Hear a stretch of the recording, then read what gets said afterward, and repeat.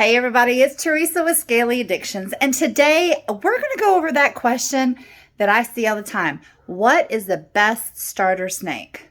Well, let's discuss that. So I watch a lot of forums, watch a lot of YouTube pages, just like everybody else. I learn from others. I watch other people that have various different snakes, and that question always comes up on every Facebook page.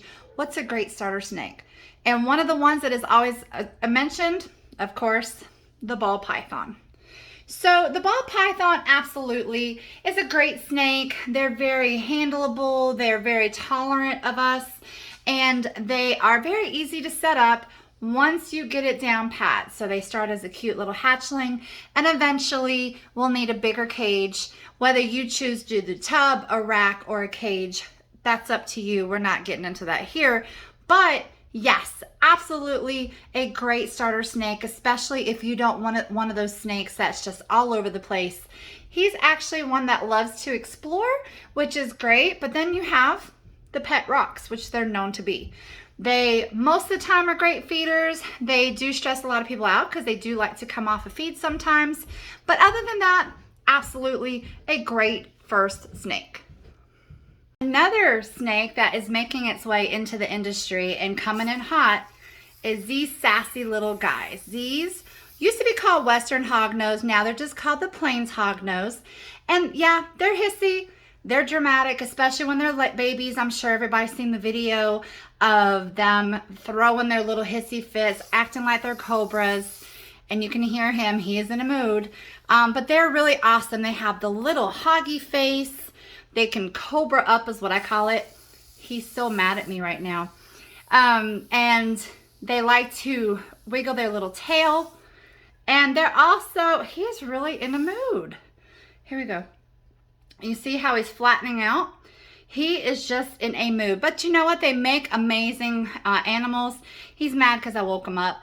But this is starting out. They start out really tiny. They start on pinkies, and then they grow up to be really beautiful snakes. Just know they are mildly rear-fanged venomous, which may be a showstopper at the end for some people, especially if they're worried about being bit and having some kind of reaction. Another option, which a lot of people don't think about, is milk snakes. So this is Lydia. She came to me from somebody year before last, and she is amazing. She has a great feeding response. Not like a king snake where it's trying to eat your face every time you open the enclosure, but I never have to worry about her not eating. She's the opposite of a ball python. They stay smaller, they stay more slender, and instead of that pet rock, you have a great exploring, ever-moving snake. She's never even struck at me. She is great. I love my milk snakes. They have different colors. They have different types, and I'll show you another one of mine in just a second if you want a little bit bigger. And then, and they're really easy to take care of. So she is in a front opening cage because she's my escape artist. As you can see, she's got nose rubs. So she got out of a rack system. She got out of a tub. If she wants out, she even got out of a vision rack that had the double fold, and she squeezed right between the two panes of glass. So now she is nice and safe and secure. An amazing snake. Even the kids at my shows love holding her, and they've got such a great temperament. So another option is a milk snake. If you like the milk snake option, here's another option. They get a little bit bigger, a lot cooler, and some of the colors that they have to choose from are amazing. So this is a Honduran milk snake. This is Draco, and he is one of my breeder males here. He is fully grown, as you can see. He's got some nice girth, and he eats rats. And again, a great attitude, a great temperament, but always moving. So as you can see, they have quite a few more feet than the smaller milk snakes, but another option for a starter snake. And another version of a great starter snake, underrated as usual. He's not fully grown, but this is a Rosey Boa. So again, easy care. Once you dial in all the temperatures and the humidity on these guys, you can find these here in the United States. And they have different colors. They have a lot ones that have like the long stripes and different colors. Amazing snakes, great personalities, never had a problem with feeding, and as you can see, again, always moving. If you're looking into getting breeding in the future, perfect, because they don't lay eggs. Boas are live bearers, plus. But today we're talking about pets, and look at him. He's just so chill. I love him. He'll only be a few feet, get about this big around, and that's that. Just another great starter snake. You know, this topic is really my favorite. I could go all day, but I'm only going to show you two more. And here's one of them, fully grown. Look at this guy. This is a bull snake. Guys, they are amazing. I love them. They have great attitudes. Look at that little derpy face. And again, once you get their habitat set up, because with anything, you're going to do your research. You're going to figure out what it takes for that animal to thrive, not survive. Thrive. That's the difference. There's a big difference between the two.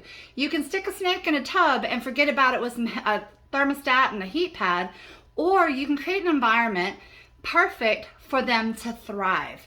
So these guys start small. Yeah, they're a little hissy when they're younger, but as you can see, this one is amazing. This is fully grown. He's wrapped around. He's going everywhere. But here you go. This right here is one of my bull snakes. And again, a great starter snake. And the last one that I'm going to share with you is one of my favorites, is the Brazilian rainbow boa. The sheen on these guys, they get massive, but not too big to where you have to worry about being overpowered. Now they are moving, so here you go. This is a beautiful Brazilian rainbow boa, not to be confused with a Colombian, but their colors are amazing. They do take a little bit more on the setup, especially as babies, but as they grow up, they are amazing snakes. And again, good first starter snake. As a recap, as you noticed, I said every single one of them is a great starter snake. What that means, get the snake that you want. Do your research. Research. Don't just watch one guy or girl on how they do theirs, but watch several, and then you do what you got to do to set up your baby just right. Now remember, some babies are different to take care of as they get older. Their needs change, but again, that goes into the research. So my answer to that well-known question of what's a good starter snake, it's always going to be the one that you want. You're going to take more care of what you wanted versus what you settled for. So do your research. Even if it costs a little bit more than what you're looking to spend, save up and get what you want, because you'll appreciate it in the long run. And that's it from me, from Scaly Addictions. Until I see you again, make good choices, and I will see you in the next video.